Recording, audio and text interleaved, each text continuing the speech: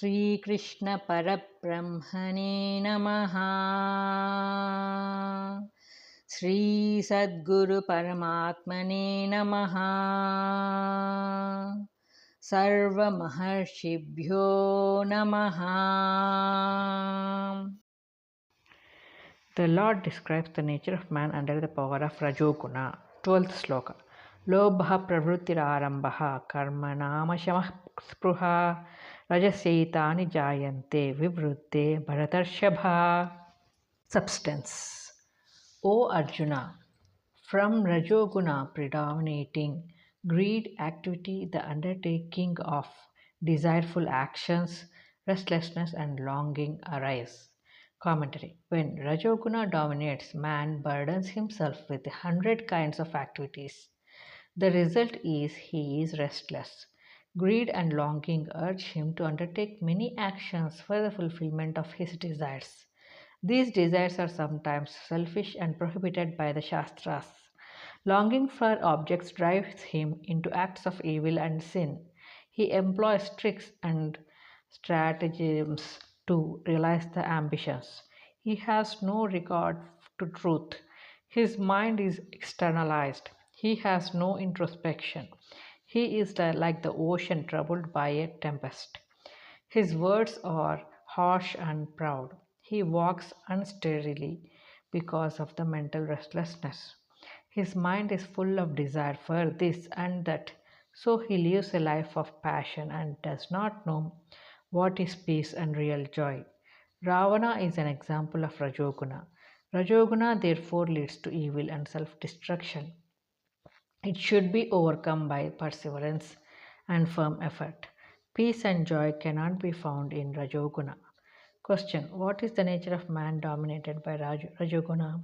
Answer. Greed, activity, undertakings, prompted by desire and prohibited by Shastras, restlessness, longing for worldly enjoyments. These are the qualities of Rajasic man. Question. Who attains peace? Answer. He who has freed himself from Rajo and Tamas. The qualities of Tamoguna are described. 13th Shloka. Aprakasho pravrittischa pramado moha evacha tamasyaitani jayante vivrutte kurunandana. Substance. O Arjuna, from Tamoguna, predominating darkness of intellect, inertness, heedlessness, and also delusion, false understanding arise. Commentary. The predominating quality of tamas is darkness, that is, absence of reason and true understanding. Inertness, disinclination towards activity of any kind, delusion, and erroneous thoughts and opinions about things. All these arise from tamoguna. The man whose nature is dominated by this guna can be discovered by what he eats, what he speaks, and by his general behavior. The sourness of an unripe mango is suitable comparison for tamoguna. Kumbhakarna is an example of tamoguna. It is quite possible for each individual to understand his own nature, whether it is sattvic or rajasic or tamasic. It has already been pointed out that these qualities function in an endless cycle. The same man is sattvic sometimes, rajasic sometimes, and tamasic sometimes. When the sattvic spell comes, to recognize it and confirm it in one's nature is the way to eliminate the other two qualities gradually. Nothing can be done in a day. Perseverance, will to eliminate the other two qualities ultimately conquer all obstacles. So the seekers have to be vigilant. And when the darker quality tries to dominate him, he tries to overcome it with all the strength and force of his willpower. The tree should be watered at the roots. If this is done, the unripe fruits become gradually ripe. Their sourness is turned into sweetness, and they drop off from the tree of their own accord. The aim is to transcend the three gunas and reach Atma. Devotion to the Lord, prayer, meditation, and good work. All these are essential factors in sadhana. By these, the tamasic and rajasic tendencies are eliminated from the mind. Sattva is purity. This state is very near to Atma, and so to come up to the plane of Sattva is the first necessary step. And later, the aspirant has to go beyond it also and become a Jivan Mukta by self realization. Question: what is the nature of Tamoguna? Answer: darkness, want of reason, inertness, heedlessness, delusion are the marks of tamasic man.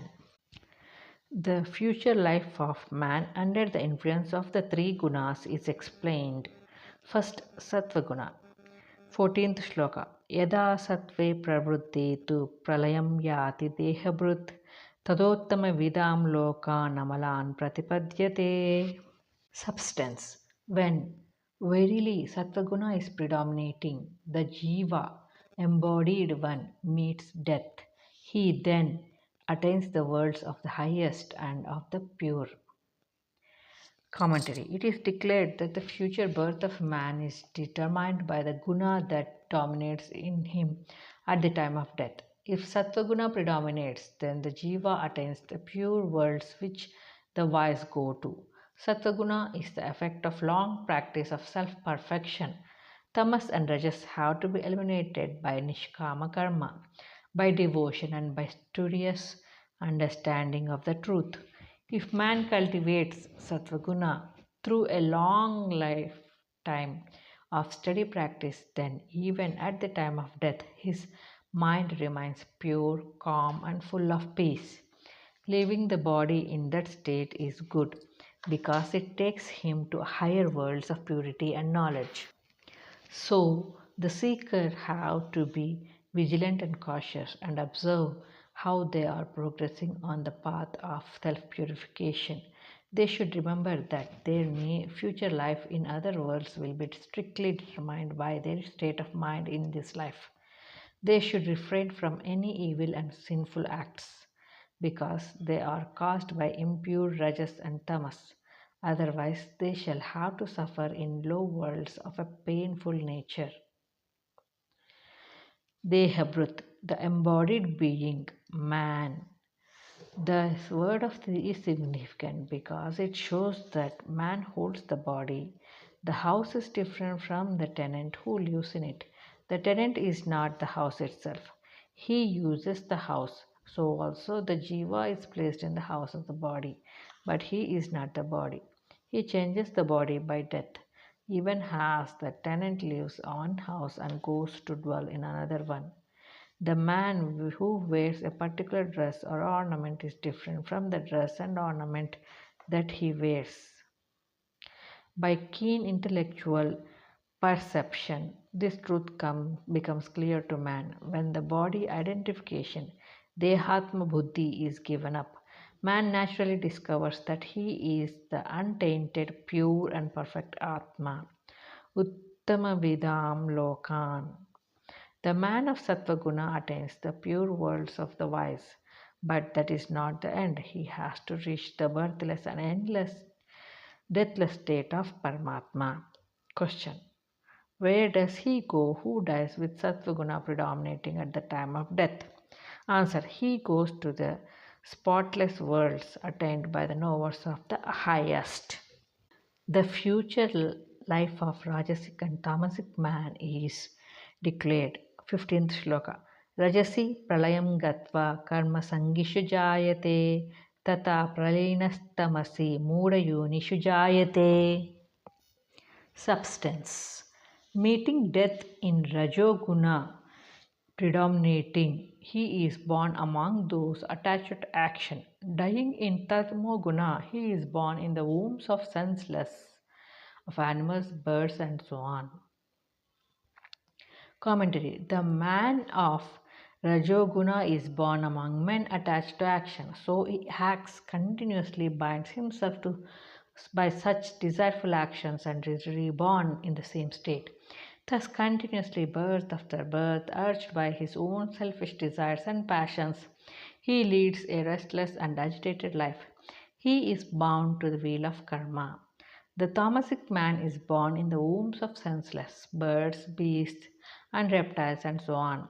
What horrible punishment it is to be born as a wolf or a jackal or a snake, etc.